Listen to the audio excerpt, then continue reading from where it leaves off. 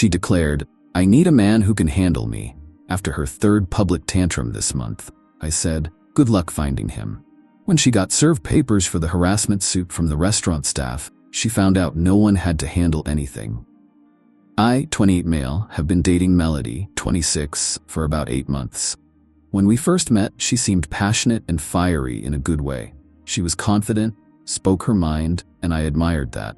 What I didn't realize was that passionate was code for will scream at service workers when things don't go her way. The first incident happened about 3 months into dating. We went to this Italian place for dinner. The waiter accidentally brought her chicken parm instead of eggplant parm. Simple mistake, right? She went off. Not just "excuse me, I ordered the eggplant," but full volume. "Are you kidding me? How hard is it to write down an order?" The poor kid was maybe 19, looked ready to cry. I apologized. She rolled her eyes at me and said I was too soft. Second incident was at a sushi place. They were out of salmon. She demanded to speak to the manager, called the hostess incompetent, and said the restaurant was a joke. We got asked to leave. She posted a scathing review while we waited for our Uber, showing it to me like she'd won something. The third incident. Man, the third one was last Tuesday at this family-owned Mexican restaurant we'd been to before. They knew us there. Or at least, they knew her. I could see the hostess tense up when we walked in. Everything started fine. We ordered, drinks came out. Then her enchiladas arrived and apparently had too much sauce. She flagged down our server Rosa, who's worked there for years and is the sweetest person. Melody didn't just send it back. She made a scene. Stood up, plate in hand, voice carrying across the entire restaurant. "This is drowning in sauce. It's inedible. What kind of kitchen serves this?" Rosa tried to apologize, offered to remake it. Melody cut her off. "You people never get it right. Every time we come here, something's wrong." This was a lie. We'd eaten there maybe 4 times, no issues before she started her crusades. That's when I'd had enough. I stood up and said, "Melody, that's enough. Sit down." She whipped around to face me. "Excuse me? Don't tell me what to do.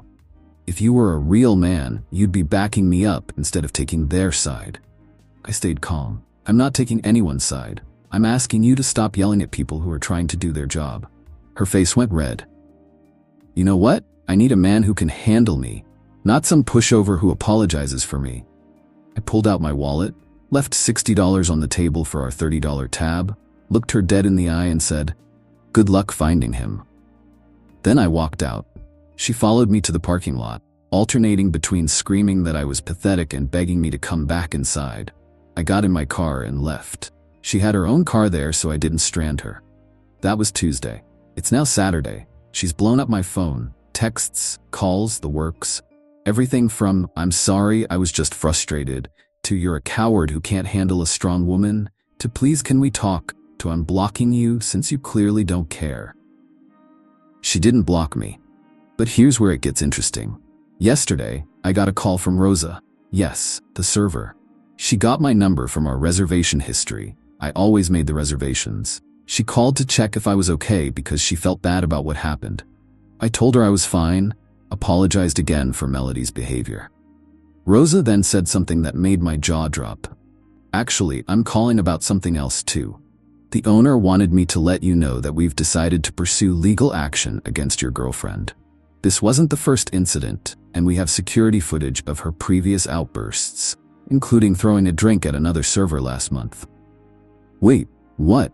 Melody threw a drink at someone? When?" Rosa explained it happened when Melody came in with her friends for lunch. I had no idea. The server she assaulted wanted to press charges, but the owner talked them out of it. This time, with 3 documented incidents and multiple witnesses, they're done. I thanked Rosa for the heads up and asked if they needed anything from me. She said they might need a witness statement, but would let me know. So now I'm sitting here, reading Melody's latest text. "I'm coming over tomorrow to get my things, and you will talk to me like an adult." Knowing she's about to get served papers for a harassment suit, part of me feels like I should warn her. The other part remembers her screaming at a 19-year-old kid for mixing up an order. I think I'll just let this play out. Update 1. Holy shit, you guys were right about extinction? Wait. No. Let me not use that phrase. You were right that things would escalate. So Melody did come by Sunday to get her things, literally just a toothbrush, phone charger, and hoodie. I had everything in a bag by the door. She tried to push past me to come inside for a real conversation, but I held firm. That's when she hit me with, "You know what? You're right. I need to work on my temper. I've been thinking about what you said." For about 2.5 seconds, I thought maybe she'd had a revelation. Then she continued, "And I realized you trigger me. You're too passive and it makes me angry.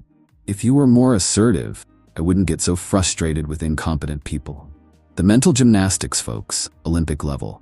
I just said, "Okay, Melody, good luck with everything," and started closing the door. She blocked it with her foot and said, "We're not done talking." That's when I noticed my neighbor Kevin watching from his driveway. I gave him a nod, he nodded back. Melody noticed and immediately switched to tears. "Why are you being so cruel? We can work this out." I told her to leave or I'd call the police. She left, but not before informing me that I'd regret losing the best thing that ever happened to me. Monday was quiet. Tuesday was quiet. I started to relax. Wednesday, she got served at work. How do I know? Because she called me 43 times, yes, I counted, between 2 p.m. and 6 p.m. I didn't answer any of them. The voicemails progressed from "What did you do?" to "This is your fault," to "I'm going to sue you for defamation," to complete incoherent screaming. But the real kicker came Thursday. Rosa called me again. Apparently, Melody showed up at the restaurant Wednesday night, demanding to speak to the owner. They refused to let her in. They'd already started the process for a restraining order. She stood outside for an hour, alternating between yelling that she was going to own this place when she was done suing them, and crying that this was ruining her life. Someone called the cops. She got escorted away but not arrested. She technically wasn't trespassing since she stayed on the sidewalk. But here's where she really screwed herself. Someone filmed the whole thing and it went mini viral on TikTok. Karen has meltdown outside restaurant that banned her. I know this because my coworker Troy sent it to me Friday morning with, "Bro, is this your ex?" 1.2 million views. The comments were not kind. Melody found out about the video Friday afternoon. How do I know? Because she broke the no contact I'd established and showed up at my apartment. Not to apologize, not to discuss, to demand that I make them take it down. I didn't open the door. I talked to her through it. Told her she needed to leave immediately or I'd call the police. She screamed that I was probably the one who filmed it and that she knew I was behind everything. My neighbor Kevin came out again, God bless Kevin, and very loudly said, "Hey man, need me to call the cops? I'm recording this for evidence if you need it." She left, but not before keying my car on her way out. And yes, Kevin got that on video too, including her license plate as she peeled out. So Friday night, I'm filing a police report for vandalism. The detective taking my statement said, "Let me guess, bad breakup?" I gave him the short version. He shook his head and said, "You might want to consider a restraining order too. This type tends to escalate." The estimate for my car? $1,200 in damage. She gouged coward into the driver's side. Saturday today started with a text from an unknown number. It was Melody's friend Brittany. "You're seriously gonna let them ruin her life over some stupid complaints? She could lose her job. Grow some balls and fix this." I didn't respond. An hour later, another unknown number. This time, Melody's mom. A paragraph about how I led her daughter on and abandoned her in her time of need, and how real men don't let their women get attacked like this. I didn't respond to that either.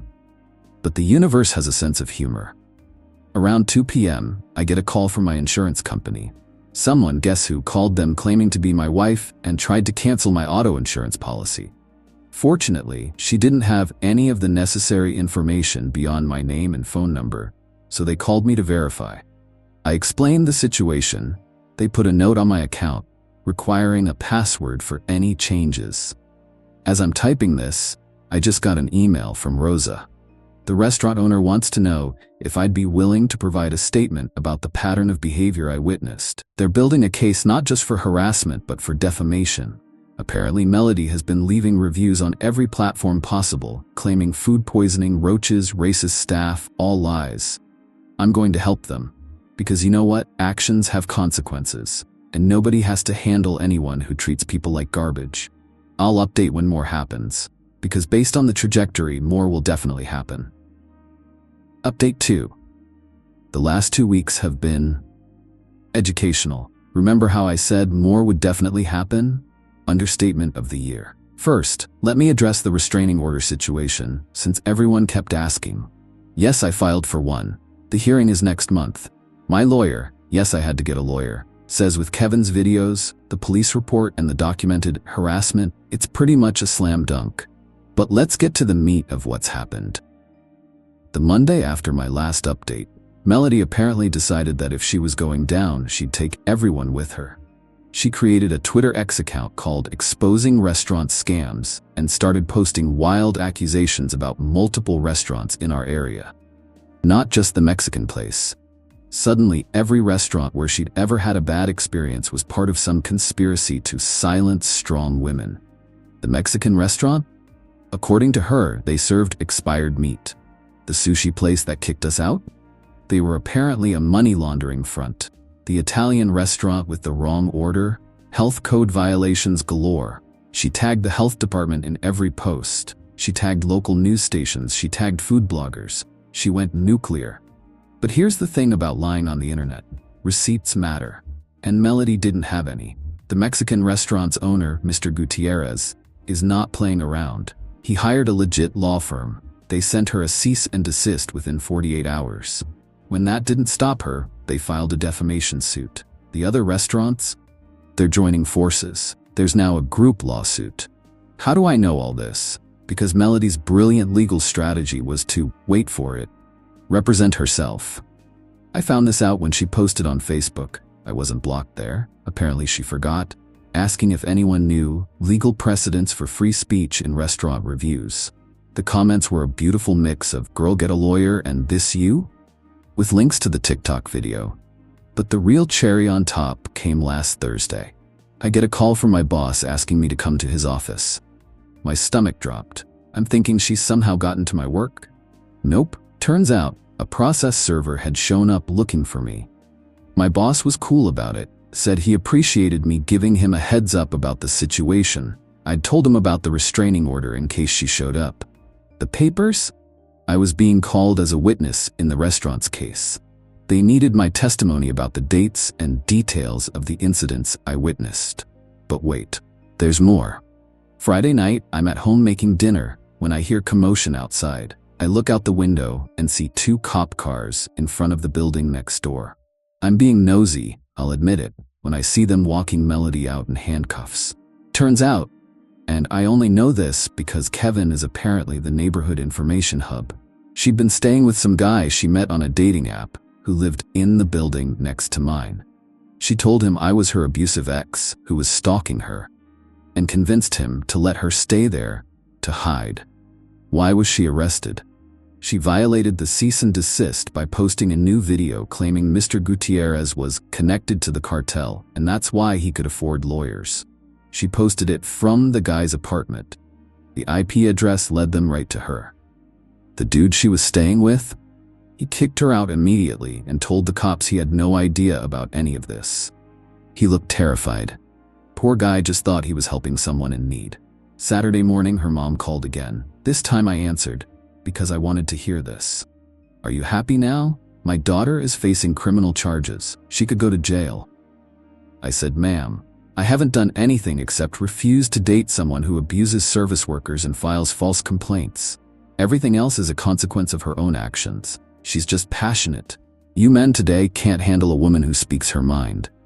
Speaking your mind and defamation are 2 different things. Also, she keyed my car. She was emotional. I hung up. But the best part? Remember the TikTok video? A local news station picked it up. They did a whole segment on when bad reviews go too far and interviewed Mr. Gutierrez. He was classy, didn't name Melody specifically, just talked about how false reviews can destroy small businesses and why they had to take legal action. The news segment went viral too. The restaurant has been packed since it aired. People are showing up specifically to support them. They had to hire extra staff for the weekend rush. Meanwhile, Melody lost her job. Not because of the lawsuit, though that didn't help, but because she called in sick the day she got arrested, and someone from her company saw the arrest record online when it posted.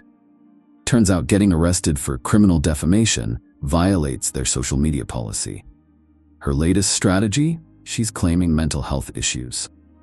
Posted a long Facebook rant about how she's neurodivergent and everyone is discriminating against her communication style.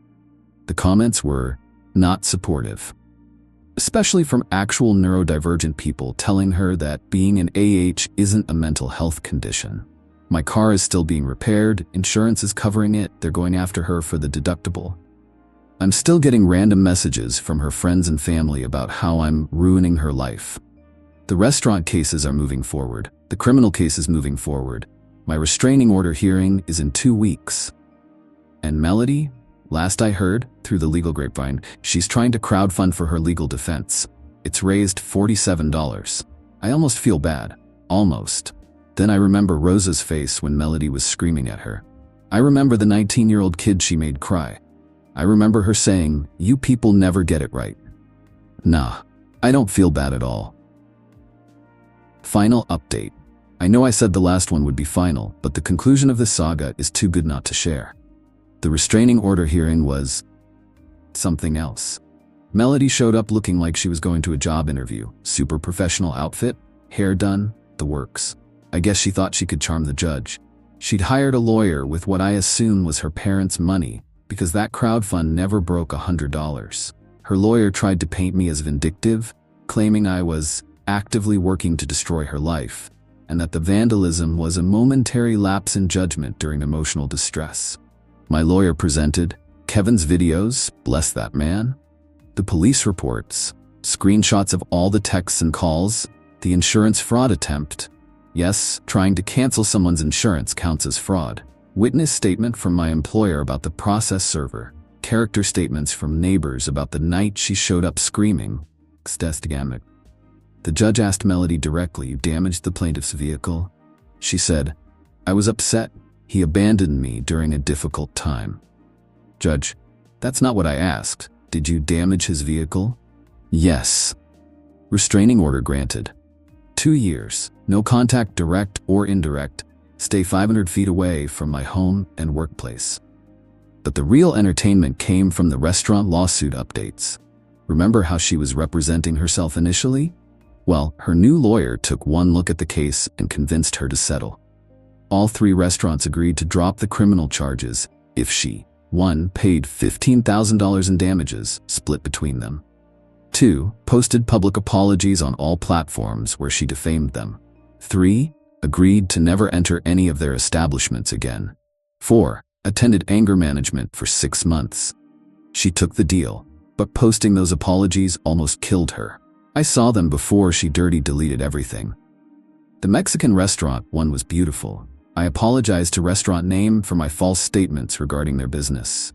All claims I made about food safety, criminal connections, and staff behavior were fabricated. I take full responsibility for attempting to damage their reputation due to personal dissatisfaction with their service. The comments before she deleted? Brutal. Someone found all her old reviews going back years. She'd accused a pizza place of putting bugs in her food, a coffee shop of intentionally burning her drink, a nail salon of trying to poison her with toxic fumes. Pattern much? Her job prospects? Dead.